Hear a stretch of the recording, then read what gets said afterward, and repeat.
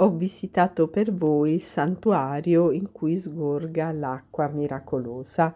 Salve a tutti carissimi, oggi voglio parlarvi di un fenomeno straordinario riguardante un'apparizione mariana. È un luogo che ho visitato perché sul luogo dell'apparizione è scaturita un'acqua miracolosa ormai già dalla fine del 1800 e sono andata sul posto proprio a riprendere questo straordinario luogo di preghiera e ho raccolto anche tantissima acqua, insomma, per i miei cari, per coloro che ne hanno un impellente bisogno. Ma andiamo con ordine. Era il 22 marzo del 1888.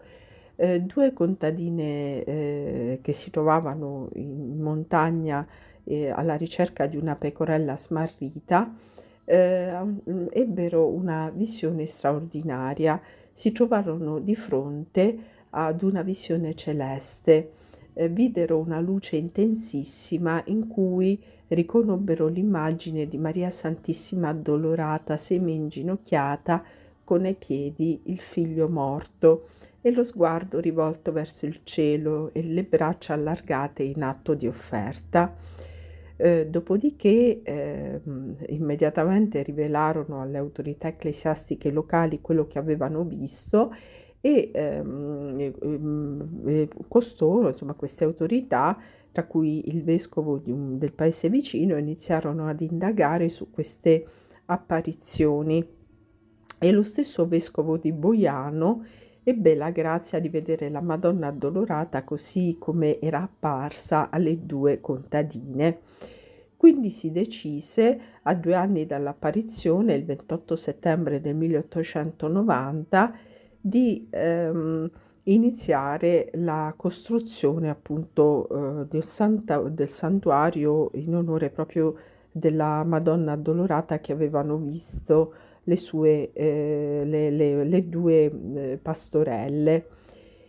E diciamo, ecco, questo santuario è molto particolare perché la pianta di questo santuario, per una volontà appunto degli ingegneri e degli architetti, ha proprio presenta 7 braccia e quindi sembrano quasi le 7 spade conficcate nel cuore di Maria.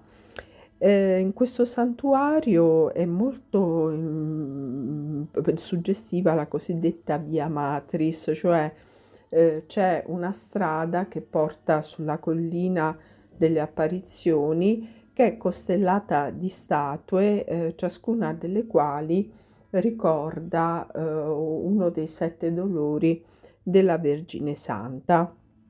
Dopodiché, una volta, ecco, che si percorre questa strada e si arriva in cima ad una radura, diciamo così, c'è una piccola cappella, con addossato, una piccola parete rocciosa, adesso quasi totalmente decomposta, dove, ci sono tutta una serie di ex voto e soprattutto un'iscrizione che ricorda che lì fu il luogo dove le pastorelle videro, la Vergine addolorata.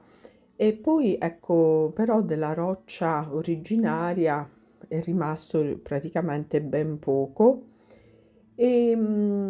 Praticamente, da questa cappellina si diparte un sentiero roccioso, dove è stata collocata, una statua della Madonna addolorata con tra le braccia Gesù, così come è stato visto dalle pastorelle, che però è stato collocato in prossimità di una parete rocciosa, ma non è proprio la roccia originaria dove è avvenuta l'apparizione. Quella si trovava un po' più in alto, ma col passare del tempo è andata mano a mano decomponendosi. E poi praticamente, seguendo questo percorso, no, che porta a questa statua della Vergine addolorata, con in grembo Gesù e circondata dalle pastorelle, che guardano verso questa statua, statue di pastorelle che guardano verso questa statua della Vergine in atto di adorazione e di contemplazione, con in braccio eseguite dal loro gregge di pecore.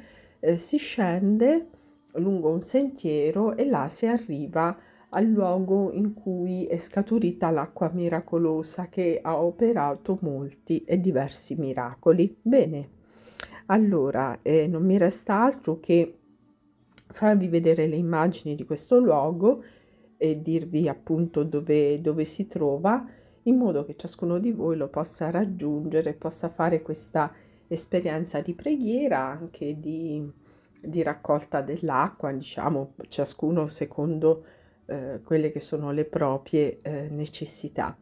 Bene carissimi, vi lascio a questo video in cui vi spiego dove ci troviamo, di che località vi sto parlando, sperando che ciascuno di voi lo possa raggiungere per fare questa esperienza di fede e di preghiera. A presto carissimi, santa giornata.